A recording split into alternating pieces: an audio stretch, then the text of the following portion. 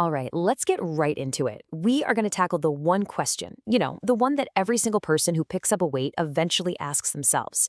What is my true natural limit? How much muscle can I actually build? We're going to cut right through all the noise, all the myths, and just look directly at the science to give you a real, honest-to-goodness blueprint for your own potential. Let's do this.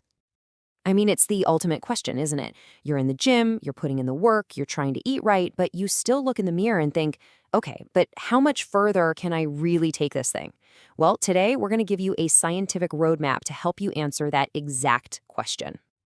And hey, we're not going to waste any time. Let's get right to the numbers. Right off the bat, check this out. In that first year, a beginner can potentially pack on up to 11 kilos. That's 25 pounds of muscle. But then look at that drop-off. By year 3 and beyond, you're fighting tooth and nail for just a couple of kilos. And listen, this isn't failure. This is just physiology. Understanding this journey is absolutely key. So here's our game plan for today. We'll start with that absolutely magical first year, what we call the Newbie gains rocket ship. Then we'll talk about why that rocket, eventually slows down. We're going to dive deep into the science of your genetic ceiling, and then, and this is the important part, we'll cover how to train and eat smarter to get as close to it as possible. Finally, we'll zoom out and look at the big picture. Okay, section 1, the Newbie gains rocket ship. If you've ever been a beginner, you know this feeling. It seems like every single week you're a little stronger, you look a little bigger in the mirror. It's just an incredible motivator, right? But what's actually going on here? Why does it happen? Well, the science is pretty fascinating. Your body is so new to the stress of lifting that it's muscle-building machinery, a process called muscle protein synthesis, or MPS. It just goes into total hyperdrive. After a workout, that process can stay switched on for over 2 full days. Think about that. Your body is pretty much in a constant state of building and repairing itself. It's amazing. But as anyone who's been training for more than a year can tell you, that rocket ship, it eventually comes back down to earth. Progress gets slower, it gets harder, and it suddenly requires so much more effort for what feels like way smaller results. So let's dig in to why that is. And this chart just illustrates the point perfectly. It's a visual of the numbers we saw earlier. The potential gains in year 1 are just massive compared to what's possible in year 2, and even more so in year 3. It's not a straight line up, it's a curve that starts to flatten out. And here's the crucial takeaway. This slowdown is totally normal. It's expected. It's a sign you're doing things right. So what's happening on a biological level? Well, your body gets smarter. It adapts to the stress you're putting on it. That big window for muscle protein synthesis we talked about, it shrinks from over 50 hours down to around 36. Your body just doesn't need to overreact anymore. It's learned how to handle the load. And yeah, with every single kilogram of muscle you build, you're getting one step closer to your own personal genetic ceiling. Which brings us right to the heart of it all, that genetic ceiling. But how do we even begin to measure something like that? Well, scientists have a pretty cool tool for it, and it's called the Fat-Free Mass Index, or FFMI for short. Now, don't let the name intimidate you, okay? All FFMI really does is look at how much muscle you're carrying, your fat-free mass, and it adjusts that number for your height. You can just think of it as a muscle-to-height ratio.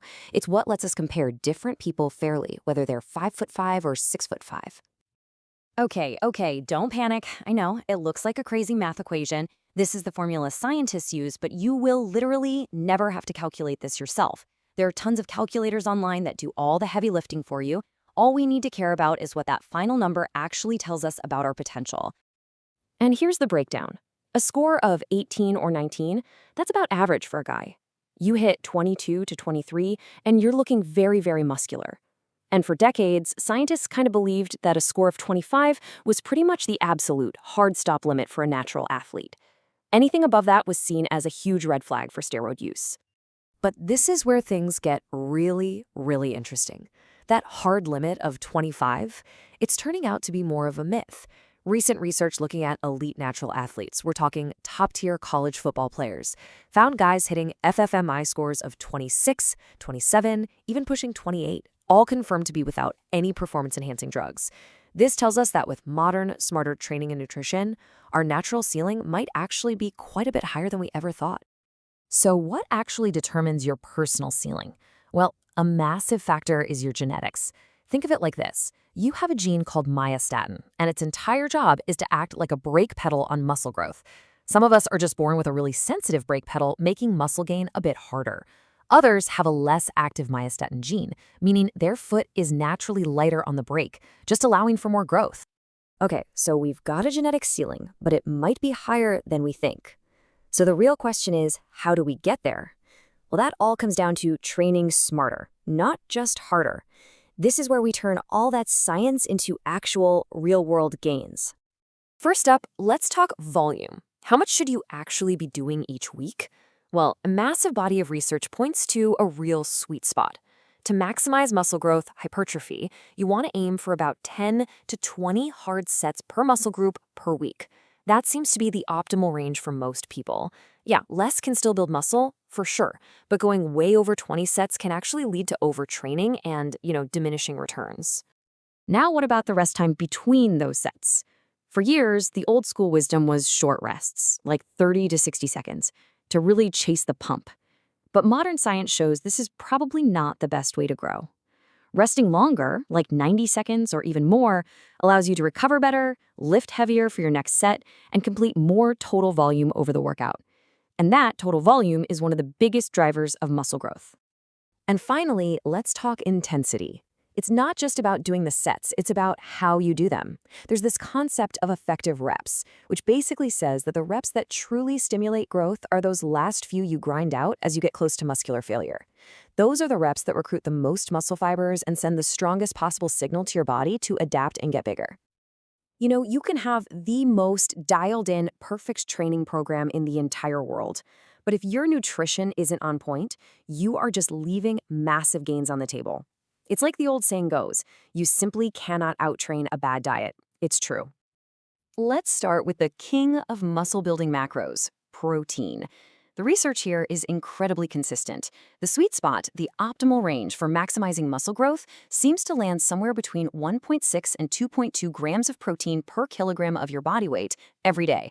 Yeah, you can eat more, but the science is pretty clear that there's very little, if any, extra benefit from muscle growth once you go past that point.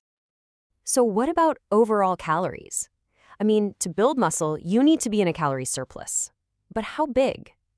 Well, research that compared a small, lean bulk surplus of maybe 200, 300 calories to an aggressive 500-plus calorie surplus found something really crucial. The aggressive bulkers gained a whole lot more fat, but they gained no extra muscle. The most efficient path, especially for a natural lifter, is a small, controlled surplus. So, after digging through all that science, what's the big picture here? It's really that building your best physique is a long-term game. It's not a race. It really truly is a marathon, not some mad sprint to an imaginary finish line. So let's bring it all home. Your key takeaways. Number 1, embrace the journey. Know that your gains are going to slow down, and that's not just normal, it's a sign that you're succeeding. 2, use that FFMI number as a guide, not a hard stop, because that ceiling might just be higher than you think. And to get there, train smart. Aim for that 10 to 20 quality set sweet spot, and get enough rest. And of course, eat smart. Get enough protein and stick to a small, controlled calorie surplus. That's really the formula. And that really just leaves us with one final question for you. Now that you're armed with all this science, how are you going to approach your training and nutrition over this next year? Let us know what you think down in the comments. Thanks so much for joining us for this explainer. If you found it useful, do us a favor and hit that like button, and definitely subscribe for more deep dives into the science of fitness.